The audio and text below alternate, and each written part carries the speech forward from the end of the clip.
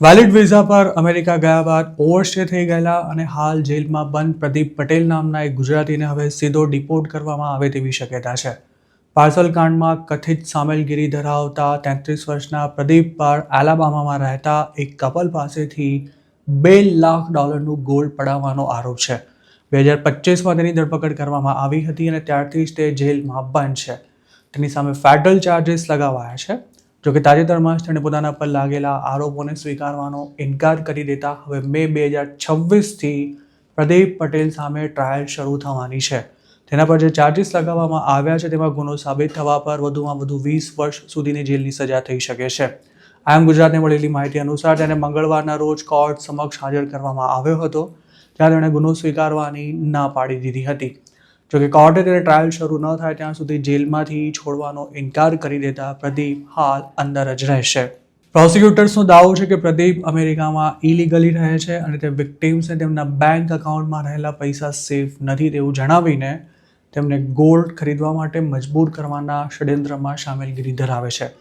તેની સામેની ક્રિમિનલ કમ્પ્લેનમાં જણાવ્યા અનુસાર વિઝા એક્સપાયર થયા પછી પ્રદીપે અમેરિકા નહોતું છોડ્યું અને જે કપલ સાથે ફ્રોડ થયું હતું તેમણે સ્કેમર્સના કહેવા પર અલગ અલગ લોકેશન્સ પર જઈ પોતાના અકાઉન્ટમાંથી $1.9 લાખ વિડ્રો કરવાનો પ્રયાસ કર્યો હતો.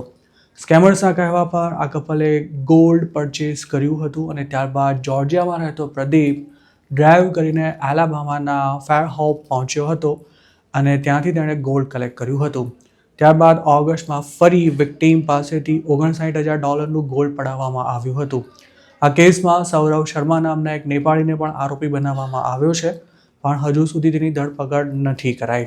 પ્રદીપની જેમ સૌરવ નેપાળી પણ અમેરિકામાં ઇલીગલી જ રહે છે.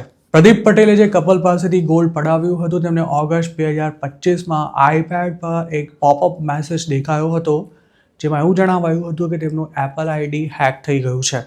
આ મેસેજમાં એક નંબર આપેલો હતો જેના પર વિક્ટીમે ફોન કરતા તેમને એવું કહેવાયું હતું કે હેકર્સે તેમના અકાઉન્ટમાંથી $12,500 ચોરવા માટે પ્રયાસ કર્યો છે.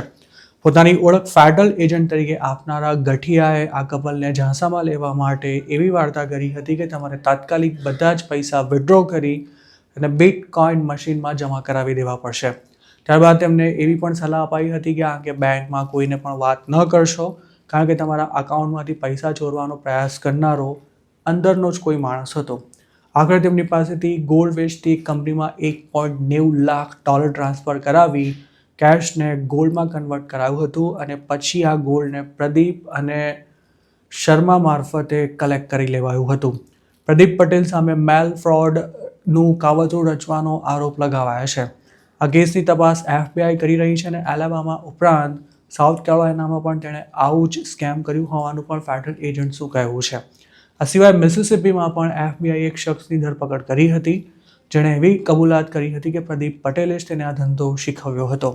અમેરિકામાં હાલમાં જ ટેક્સાસમાં આવેલા ગુજરાતીની માલિકીના તિલક જ્વેલર્સ સહિતના 5 લોકેશન્સ પર મોટી રેડ થઈ હતી, જેમાં $100 મિલિયન પણ વધુનું ગોલ્ડ અને કેશ જપ્ત કરવામાં આવ્યા હતા. પ્રદીપ પટેલ પણ તેમાં કોઈ સંડોવણી ધરાવે છે કે કેમ તેની હજુ સુધી કોઈ લિંક નથી મળી શકી, પણ સૂત્રોનું માનીએ તો ટેક્સાસ ઉપરાંત જોર્જિયા, ઇલિનોય, ન્યૂજર્સી, ન્યૂયોર્ક અને ફ્લોરિડામાં રહેતા અમુક ગુજરાતીઓ આ સ્કેમમાં મોટા પાયે સંડોવાયેલા છે અને તિલક જ્વેલર્સ પર રેડ પડી તેની આસપાસ જ લગભગ 10થી વધુ લોકોની ધરપકડ કરવામાં આવી હતી.